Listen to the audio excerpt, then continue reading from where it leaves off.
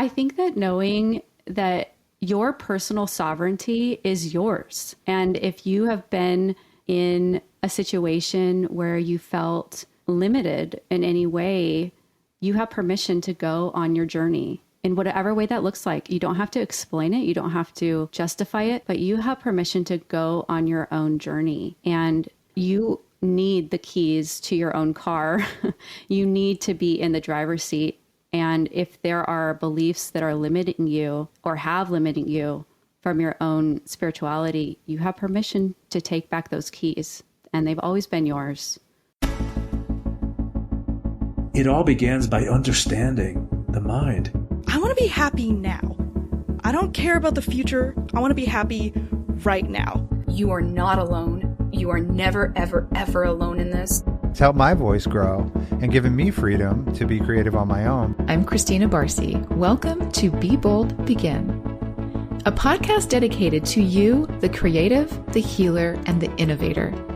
The topics and conversations we have here are designed to help you discover what might be getting in your way and offer you tools, techniques, and guidance to move through them. I live in the imposter's body more than I live in my own body. I don't have to feel like I don't deserve this. This is where creativity and healing intersect. If you decide to be bold and begin, you have the opportunity to feel humbled and empowered. I totally believe that. I'm a certified Kaizen Muse creativity coach, a certified Reiki energy healer, and an entrepreneur, artist, and presenter. I will share with you my experiences, my proven tools and techniques that helped me and my clients and loved ones shift and expand in the areas they most desired. This is a gentle and open space where you will hear how others are being bold to encourage you to begin your own journey or expand the one you're on. This is Be Bold, Begin.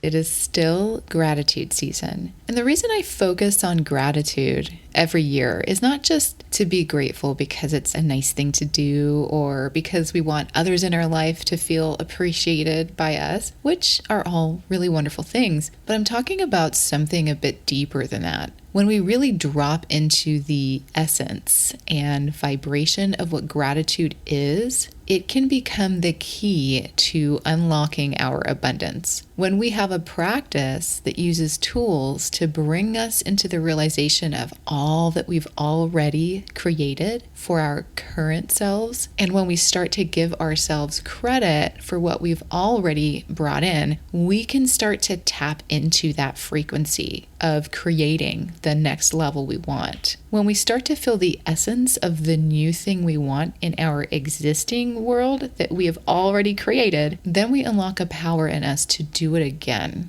But perhaps on an even bigger scale because we want to grow, right? And if you're not sure where to begin your journey, how to start your process, then the program that I created for you called the Gratitude Bundle is really the easiest way to start to tap into the energy and practice of bringing in more and connecting with your inner knowing. That is going to be key. So just the way I built it is if you're just experiencing the course, if you're just going through the weeks that I've prepared for you, then you are going to learn a set of tools that you can keep working with to create more shifts in your life. And of course, it is 70% off right now for the holiday season. So there's a link in the show notes to join. I will be there in the course group, just waiting for you to answer any questions that might come up along your journey with the course. So just click the link in the show notes for 70% off the course, and I will see you in the Gratitude Bundle. Hi, welcome back. This is Barcy, your host, and I just want to begin by sharing how grateful I am for you and for your guidance in showing me what is resonating for you while you listen. So for this holiday season, I've decided to create a few compilation episodes that feature the themes you've loved the most from 2022, starting with this one. So it turns out your favorite themes and topics from this year explore the mind, from channeling with the universe with David Strickel to learning how to raise our energetic vibrations with the power of our subconscious mind with Dr. Byer. With that said, you also enjoyed learning more about your connection with yourself and spirit, like how you can live a more aligned life by co-creating with spirit with Clare Briglio, or how to deeply connect and trust your own intuitive guidance with Cheryl Foster. I'm so happy you loved these conversations as much as I did, because I was also trusting my intuitive guidance when creating them. And if you have not had a chance to listen to these full episodes yet, then enjoy these specially chosen clips and be sure to go back and listen to those episodes that intrigue you the most. Here is our best of Be Bold Begin 2022. Enjoy. Well, I wasn't an executive. I mean, let's be honest. I think I was 24, but I lived in Santa Barbara and I had this like fancy life, you know? I mean, I had this life and I wasn't happy and I was so angry and so sad about it. And one afternoon I went to this place, and I think this is the typical story, but this is my story. I got to the place where I said, I can't do this anymore. I went around my little amazing, cute little studio, took everything in that studio that was attached to my identity, where I could literally feel a spiritual tie. Like if I don't wear this brand or hold this bag or whatever, I'm going to feel poor or whatever it is. I'm going to throw it in a pile in the middle of the room and say, I do not want to be that person anymore. I refuse to be that person, because what I want is to connect with my authentic self. And what I'm not finding is any connection to my authentic self through this path. But I threw everything into that pile and I said, I'm done, and I surrender. And I said, show me a new way. And that was my turning point. So in an earlier conversation, you mentioned to me that your husband was on a similar journey, possibly around trying to find the connection with spirit, or however we like to identify that. Is this the same person that you married? Like, was there any divorce? Okay.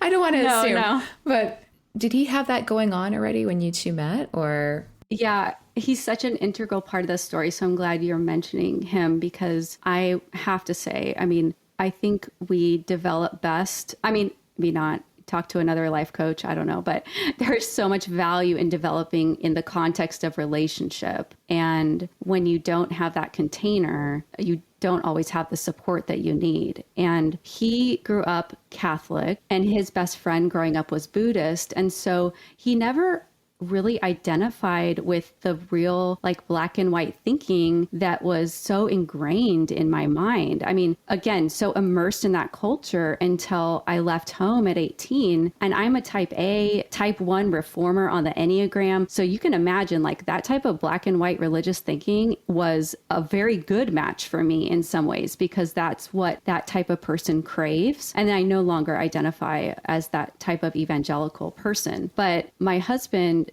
gave me permission to become me. And he went with me on this journey. And it was not always easy, but part of it was allowing me just to start experimenting with, okay, like if you were never, ever given that ability to answer honestly that question about your identity, who am I?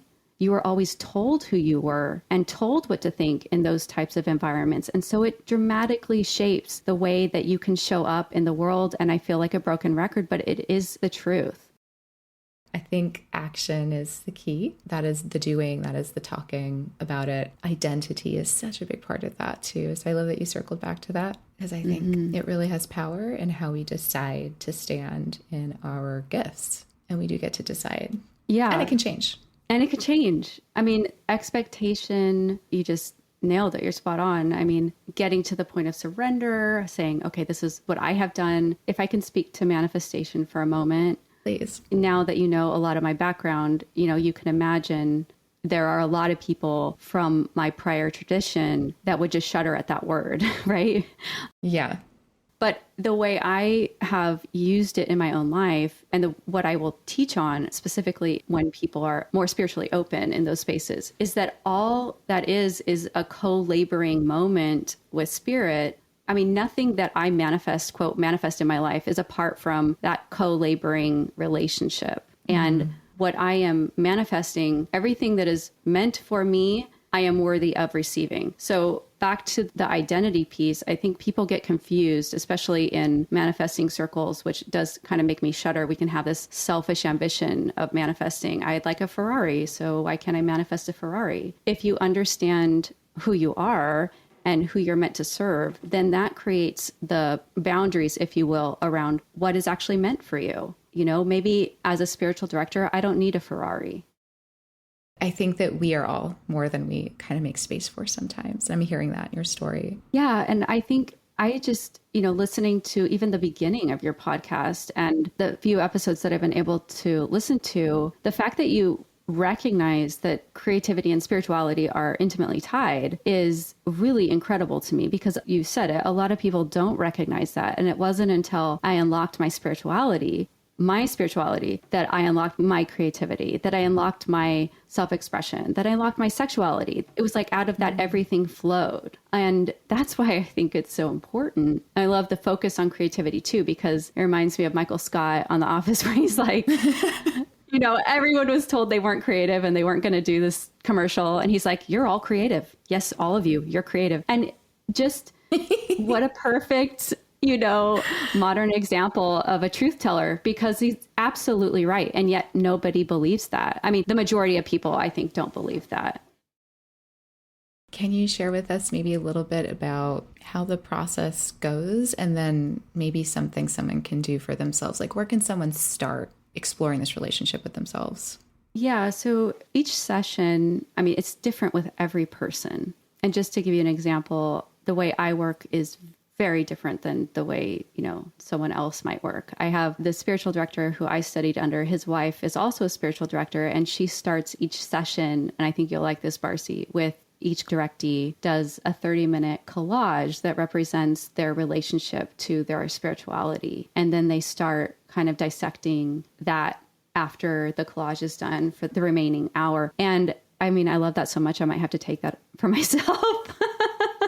But it gives people a tangible, it activates that part of the brain, creativity, again, that makes it a little easier to identify thoughts and feelings that sometimes people don't have words for their experiences. And that really is like that, guiding someone to give them language, to help them understand, to make observations about their life. And just this one question: where did you see spirit today in your life? Where did you sense spirit? If you started each morning by asking yourself that question, you're going to start to develop a language that you didn't know you probably had. Ask yourself, what would it feel like to ask that question for me in my life? And maybe do it once or twice and see how it feels, and just allow yourself to observe that experience if it's feeling strange to you. And if you're embracing it, then go for it, I think that's really good, though, the feeling weird. If I can just add to that, when you ask that question, which is so brilliant, like, why does it feel weird? Does this feel weird? Why does it feel weird? And really sit with that question, because, I have a family member who, when they walk into a church, she'll have a panic attack. And it's reflective of her trauma, with that exposure to organized religion. And so I love spiritual direction in that it's inclusive. It's not exclusive. It's not about Christianity. It's not about Hinduism. It's not about Buddhism. It's not about anything other than your relationship to spirit. And we've had these facilitators or these groups of organized people telling us what that needs to look like for so long. To be able to sit with someone and just have a conversation about that is really powerful. And so asking yourself the why would be very helpful to navigate through your feelings of discomfort and identifying, well, you had a really bad experience. Let's work through that, or not. But knowing why, waking up to yourself is critically important. I think in any development process, and especially when it comes to spirituality. And when you say feeling uncomfortable, I'm just reminded, and I often say to anybody I'm working with in personal development or spiritual growth, it's like you're waking up your foot when it fell asleep. That's not comfortable, right? It's not comfortable, but it's going to go away. And you're getting your life force back into a part of you that is meant to flow, is meant to belong, is meant to work for you. And so the goal is wholeness. And I think that's what a lot of us are searching for. And this is another piece of that.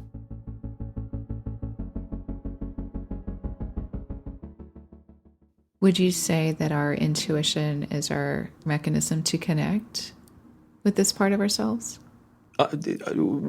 We speak sometimes of source connection to bring greater understanding that there is a part of you beyond your egocentric consciousness, your human consciousness. The tapping into that is a matter of you being relaxed enough in most cases to allow it to flow. Notice that your intuition and your greatest ideas tend to flow to you when you're in a more relaxed state, not necessarily when you're in meditation trying to reach for something. So with that, understand that there's not even a connection that is actually necessary. Though we have used the term source connection, the source connection is always there, present in you. It is part of you. And there are many descriptions of what this source connection is. This source connection, it can be referred to as your higher self, your soul, your source consciousness, or source if you believe it is something external from you, or even God, or the universe. It is all really one and the same. So those of you that have dabbled in spirituality or perhaps studied it in great detail for many, many years may identify things such as spirit guides and angelic beings and ascended masters and all of these things. They are all really one and the same. The universe is source. Source is God. God is your higher self. Is that how we maximize our ability to become our higher selves? You are automatically expanding no matter how you operate your human experience, how you discern. You could discern a human experience where your lifespan is very, very short. And in that very short amount of time, have the expansive experience that your higher self was seeking to have. Because there's expansion available in everything. The human being that comes and ends up drug addicted or homeless or leading a life of crime or any of those things, there is value in every single human expression, every single experience. There's value. But humanity teaches you to judge these human experiences, sometimes quite harshly. But understand that in the judgment of the human experience, you are not finding authentic appreciation for the value that is offered in that experience. And that's what perpetuates more of the very thing that you're judging. Thank you. That's so interesting. So you mentioned that everything on this physical experience, all the different animals, different species, all of the things on this planet, is that why we connect with certain things spiritually, maybe, for lack of a better word, like crystals or other objects, sage, or things that we hold to have a special energy? There is vibration in all creation, because all creation was some form of what you would call life. Something sprang forth and was new physical creation. And in there was consciousness flowing to it, certainly. And when the bulk of that consciousness was withdrawn, that vessel of life decomposed. And the decomposition process returns it to the earth environment to feed the earth environment, to build the earth environment. And certainly you are becoming more and more aware that this organic matter placed in different conditions form in different ways. And there is certainly a vibration of density that you all recognize in certain stones that is a different vibration than something that you do not discern as much as your preference. The things that you view and automatically discern as your preference that you believe are beautiful are of a higher vibration than something that you do not discern as much as of a preference. Thank you. So speaking of everything having this connection and vibration, how important is it to leverage, connect, or maintain the mind-body connection, health, and wellness to maybe reach your highest self or live in a higher vibration? Understand that what you would refer to as your mental well-being is a vibration. And you all operate on a vibrational spiral, a virtual vibrational spiral. So when you're in high vibrational territory, that's when you're loving yourselves and you're feeling worthy and you are optimistic about the future and you're creating things in a positive light and you're believing them. You're believing in the possibility of them. That is a higher vibrational state of being than when you are doubting and fearing and doing those things. And you all know that simply by the way that you feel. Understand there is no right or wrong vibration because the lower vibrational periods do hold value, as we have already explained.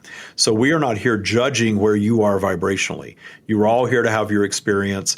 But if your desire is to be up your vibrational spiral more often, then you need to start looking at the things that drag you down, your triggers, your judgment of humanity, your judgment of self. And you can begin a process of detuning these things, shifting to your higher self-consciousness. We refer to this very often as zooming out to source perspective, to our perspective of non-judgment. When you start reviewing everything that has transpired in your lifetime and you start pulling the fear and judgment out of it, you begin to see clearly. You begin to get clarity on how you could have attracted something that was traumatic for you. And claiming ownership in your role of the creation is not about blaming the victim and not about dragging your vibration down that it's your fault. We are not about fault. We are not about blame ever. It's an experience. When you start reshaping the way you view humanity and your own life journey as a collection of experiences, none of them good, none of them bad, all expansive. And they are. And you can, even if this sounds insane to you at the first hearing of our words, you can reach a place where every single thing that you've experienced in your life is just an experience that you had and all of it expanded you. And then you can take that out to humanity and understand that it's all just an experience. There's nothing happening in the earth environment that ends that which you are. We often refer to your earth journey very playfully as a weekend trip. When you have a little weekend trip to the beach for 2 nights, you are not placing so much pressure on it anymore. If it rains or if you get a flat tire or if the hotel room is not what it is supposed to be, generally you move through that experience and end up laughing about it at some point. So start thinking in terms of that as in regard to your human journey, that it's just this little weekend trip and there's nothing happening here that ends that which you are. It allows you to start detuning the judgment of it. And once you start working in that regard, start thinking of what else is dragging your vibration down. The physical vehicle is very tied to your vibration. So if you have a physical vehicle that isn't healthy, that isn't of wellness, as you would say, then that is absolutely impacting your vibration. How you respond to your environment, the judgment, the fear, how your body feels, you're believing in your past as being traumatic and the people that are around you as toxic and all of these things, cleaning all of that up holds great value.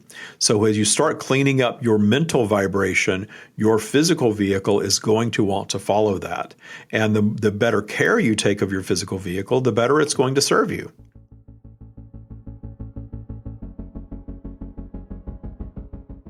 I love what you said about pain and passion being so related. That's interesting because I think a lot of the things we talk about here, and I think people that listen are kind of in these healing modalities, some of us, and this misnomer about what healing means and how that can be conducted is not necessarily trying to remove pain from people's lives and making things painless, like a painless experience, because I think that's where a lot of richness lies, right? Those experiences really kind of guide a lot of our choices, or can. Yes, absolutely. So I think the pain is really important to have. I always say you got to treat pain like it's your new best friend. It's there to let you know that there's something that needs your attention, right? It needs to be revealed so that it can heal. It's like I look at pain like a little gossipy girlfriend. Girl, wake up. I got to tell you what he did. All right, it's the reveal for the heal. But what's optional, I think, is the suffering. That's optional. You don't have to suffer.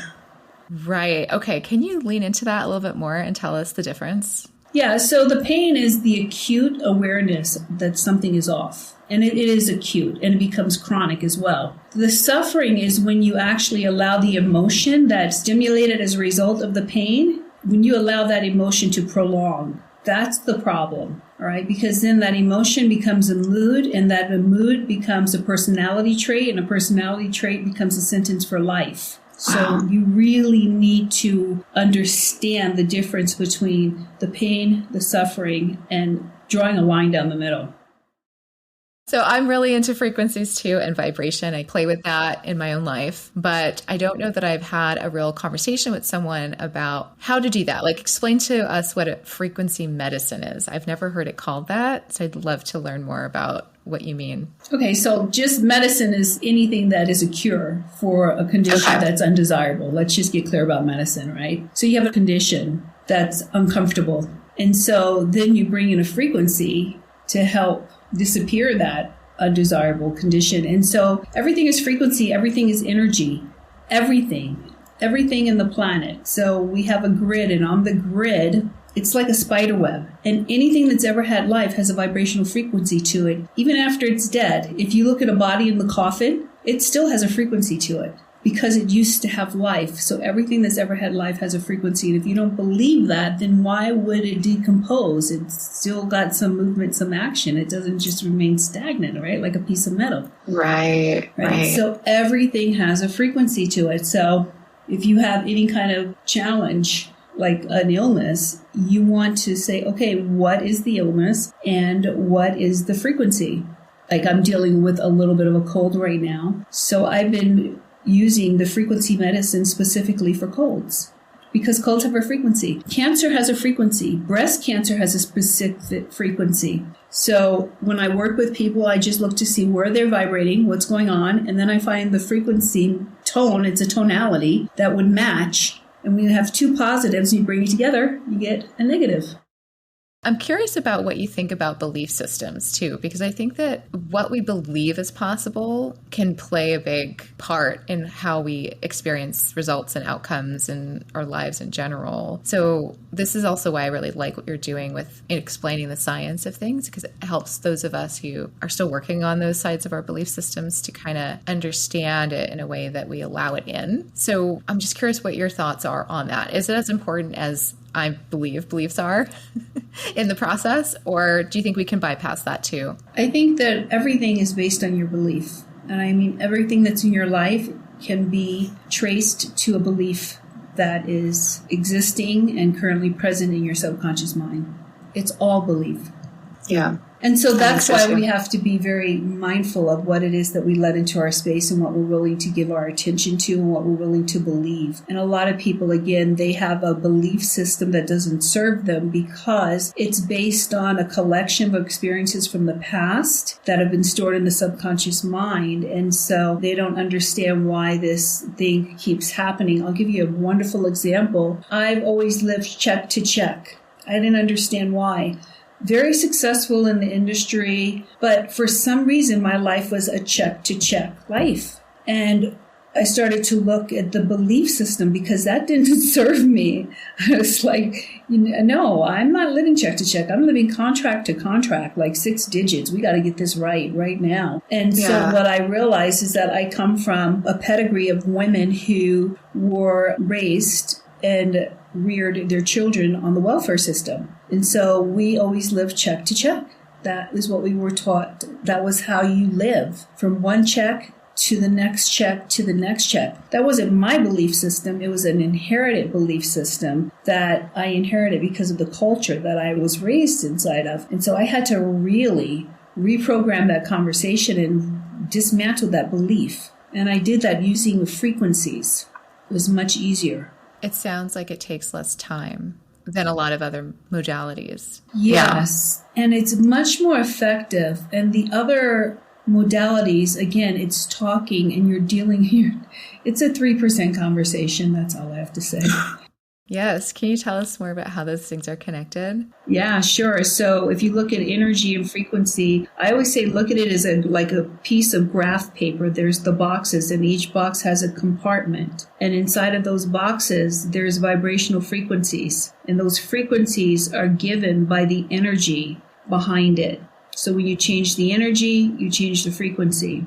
And so, for example, if you are wanting to be in a relationship, and that compartment on your grid is got negative energy because of a past belief, then it's going to mess up the frequency, right? So then what we need to do is move that energy and shift that frequency so that it becomes a neutral vibrational frequency space for you to manifest. It's like, it was almost like we've got to clear it out in order for your manifestation to be able to occupy that space and create in the real world what it is that you're wanting to manifest. But if that compartment is already occupied by a negative energy or a certain frequency, you're shit out of luck. Even Einstein says no two things can be in the same place at the same time, right? So you've got to move and shift that frequency, neutralize it. So then whatever it is that you are believing that you are worthy of having, then that can actually manifest.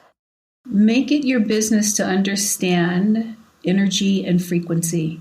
With everything that's going on right now in the world, it is really our only course of defense. And if we can all learn how to move our energy and elevate our frequency as a collective, conscious body of beings, we can move mountains. So everyone, if you make it your business to vibrate at the highest frequency you can vibrate at, that's your contribution to helping to change the world. That's powerful. Thank you for that. Yes, you're welcome. Yeah, people are like, oh, I don't know what I can do. And it's like, it's not about what you do, it's who you be. Go and become a human being that's vibrating at your absolute highest frequency. And that right there means the world to the world.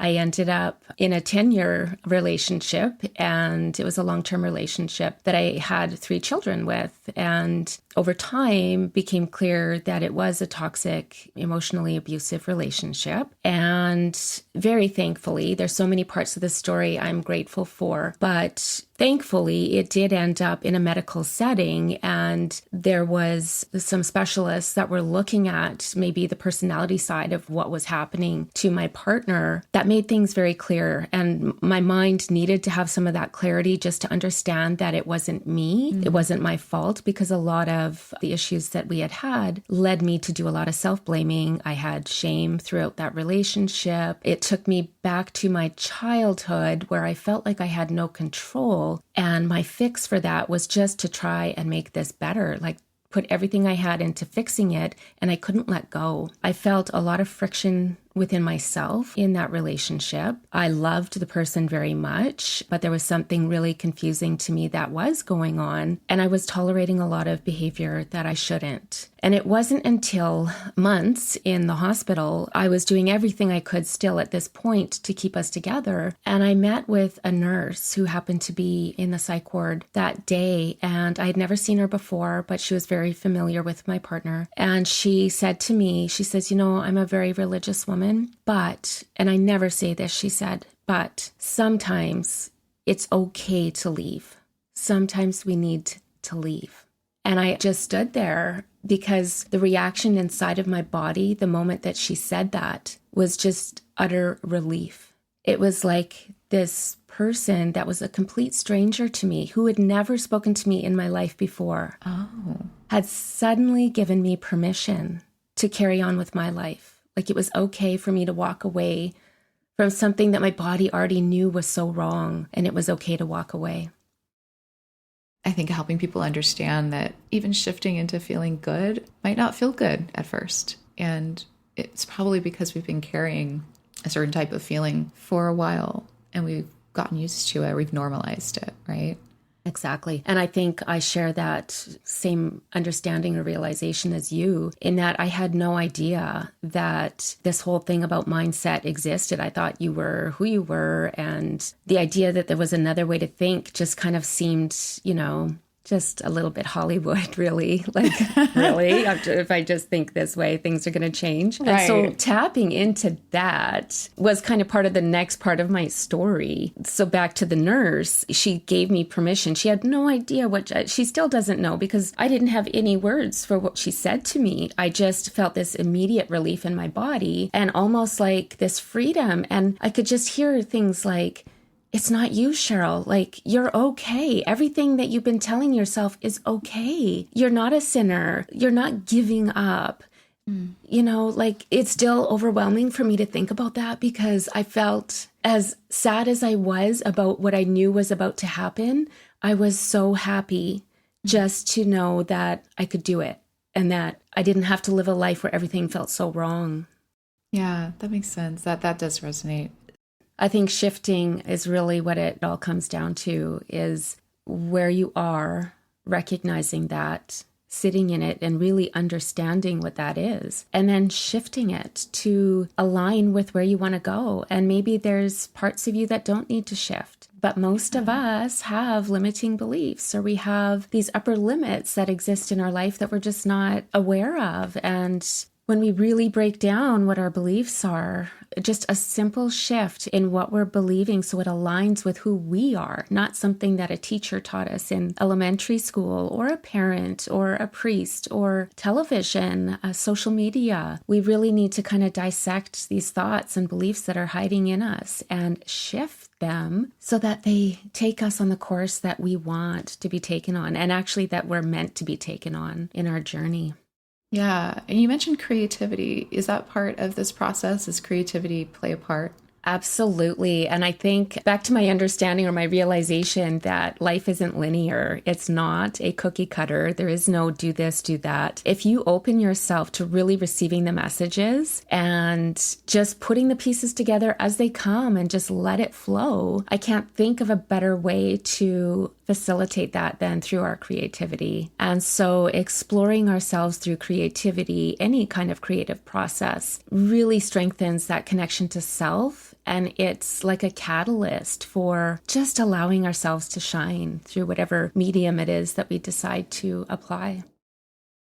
So for someone who does want to maybe consider making some changes or thinking in a new way, what would the first step be that someone can do for themselves in the moment? I think just being aware of your thoughts is one key thing. And that's, you don't need anybody to help you do that. That's something that doesn't cost anything, and you can do it whenever you have a free moment. But just starting to be aware of your thoughts. And if you don't like your thoughts, think about why you're thinking them. And there's a saying that the thought affects the thought. It really is becoming aware of your thought and deciding if that's something that is really in alignment with who you are and what you believe or not. And then the next step would be to educate yourself and just kind of allowing yourself to be open-minded, to exploring new ways of thinking, to understand that there may be things that are blocking you that you can't see. And that's where we're looking for help that can become life-changing.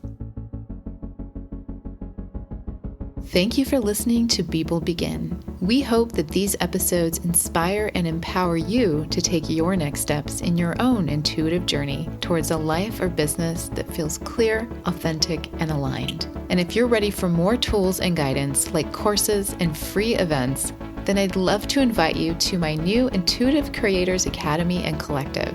It's free to join. Just follow the link in the show notes and remember to DM me once you get there to receive a special gift for being a listener of People Begin. I'll look forward to seeing you there.